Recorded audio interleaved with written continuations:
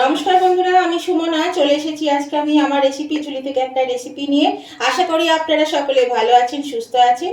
আজকে আমি আপনাদেরকে দেখাবো মূলোর একটা রেসিপি। তো দেখুন, মূলোগুলোকে আমি এরকম ভাবে কেটে নিয়েছি। বেশ কয়েকটা মূলোকে কেটেছি, আর এখানে দুটো মূলো আমি রেখেছি, কেটে নেব প্রয়োজন মতো। এখানে সাদা মূলো নিয়েছি, আপনারা লাল মূলো দিয়েও কিন্তু করে নিতে পারেন। আর এই মূলোটা কাটাটা আপনাদের এই পছন্দ মতন কাটতে পারেন। আমি এরকম লম্বা লম্বা করে কেটেছি, সরু সরু লম্বা লম্বা এরকম ভাবে আপনারা আপনাদের পছন্দ মতন কেটে নিতে পারে। তো মূলোটা কেটে নিয়ে বন্ধুরা আমি এটা একটু ভাপিয়ে নেব, মিনিট 4-5 জলে একটু ভাপিয়ে নেব। তাহলে চলুন মূলোটা কেটে আমি এটা ভাপিয়ে নিই। এইরকম বন্ধুরা আমি একটা প্যানের মধ্যে জল বসিয়ে দিয়েছি, জলটা ফুটতে শুরু করেছে। আর এই মূলোগুলো আমি এর মধ্যে দিয়ে দিচ্ছি। এর মধ্যে মিনিট 4-5 দিয়ে আমি একটু ফুটিয়ে নেব।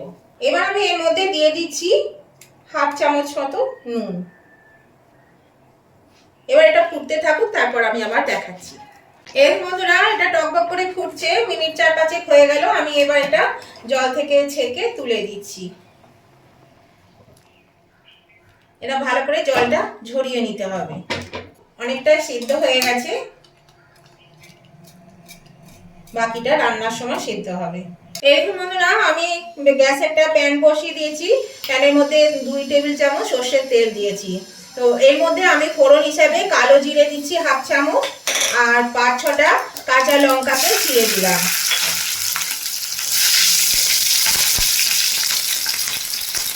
এবার আমি এর মধ্যে দিয়ে দিচ্ছি হাফ চামচ আদা বাটা,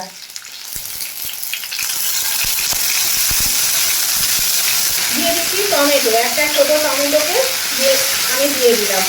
এর মধ্যে দিয়ে দিচ্ছি পরিমাণ মতো একটু নুন, টমেটোটা গলে যাবে। এবার আমি দিয়ে দিচ্ছি এখানে এই যে সেদ্ধ করে রাখা মূলো। এবার মূলোটা দিয়ে আমি বেশ ভালো করে একটু ভেজে নেব। দিয়ে দিচ্ছি একটু হলুদ, আর দিয়ে দিচ্ছি বাকি নুনটুকু। প্রয়োজন হলে আর একটু দিতে হবে, যেহেতু সেদ্ধর সময় নুন দিয়েছি সেই জন্য নুনের হিসাবটা খেয়াল রাখতে হবে। আর এটা খেতে কিন্তু দুর্দান্ত লাগে। আমি আজকে এই মূলো সর্ষে বাটা দিয়ে ঝাল করব। এটা কিন্তু দারুণ খেতে হয়। যদি না খেয়ে থাকেন তাহলে অবশ্যই কিন্তু একবার হলেও করে খাবেন। আমরা তো মূলোর অনেক কিছুই খাই, কিন্তু এই ঝালটা যদি না খেয়ে থাকেন শুধু মূলো দিয়ে, তাহলে অবশ্যই কিন্তু মূলোর এই ঝালটা করে খাবেন। তো এটা আমি একটু কষিয়ে নেব। এবার এরকম বন্ধুরা এটা ভাজা হয়ে গেছে।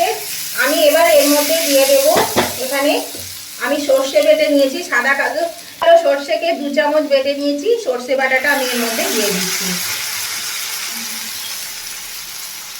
আর দিয়ে দেব এখানে একটু পরিমাণ মতো চিনি নিয়েছি, চিনিটা দিয়ে দিলাম। এটাকে একটু নেড়ে চেড়ে নেব। সর্ষে দিয়ে কিন্তু বেশি কষানো যাবে না। আপনারা যদি সর্ষেটা বেশি পরিমাণে খেতে চান তাহলে বেশি পরিমাণে দেবেন। আমার বেশি দিলে যেন খুব একটা ভালো লাগে না, সেই জন্য আমি অল্প করে দিয়েছি। এবার আমি এই বাটি ধোয়া জলটা দিয়ে দেব। এই যে এই বাটি ধোয়া জলটা আমি এর মধ্যে দিয়ে দিচ্ছি। মূলোটা কিন্তু অনেকটাই সেদ্ধ হয়ে গেছে, আর একটু হলেই সেদ্ধ হয়ে যাবে। আমি এর মধ্যে আর একটু জল দিয়ে দিচ্ছি, আর সামান্য একটু নুন দিয়ে দেবো। এই পরিমাণে একটু নুন দিয়ে দিলাম, নুনটা কম ছিল, নুন দিয়ে দিলাম। তো নতুন বন্ধু যারা এখনো আমার চ্যানেলটা সাবস্ক্রাইব করেননি, তাদের কাছে আমার অনুরোধ, অবশ্যই কিন্তু আমার চ্যানেলটা সাবস্ক্রাইব করে আমার পাশে থাকবেন, আর পাশে থাকা বেলটা অবশ্যই ক্লিক করে দেবেন। তাহলে আমি নতুন নতুন ভিডিও আপলোড করার সাথে সাথে নোটিফিকেশন আপনাদের মোবাইলে পৌঁছে যাবে, আর সবার আগে আপনারা আমার ভিডিও দেখতে পাবেন। আর আমার উভয় বন্ধুদেরকেই বলছি, আজকের রেসিপিটা যদি আপনাদের ভালো লেগে থাকে, এই মূলো ঝাল, তাহলে অবশ্যই কিন্তু দেখতে দেখতে এখনো লাইক দিতে ভুলে গিয়ে থাকলে লাইক বাটনটা প্রেস করে দেবেন। আপনাদের একটা লাইক আমাকে এগিয়ে নিয়ে যেতে অনেকটা সাহায্য করে। আর যদি খুব ভালো লেগে থাকে তাহলে পরে আপনাদের বন্ধু বান্ধব আত্মীয় স্বজন সকলের কাছে যাতে পৌঁছে যায়, তার জন্য কি করতে হবে, প্রচুর পরিমাণে শেয়ার করে দেবেন।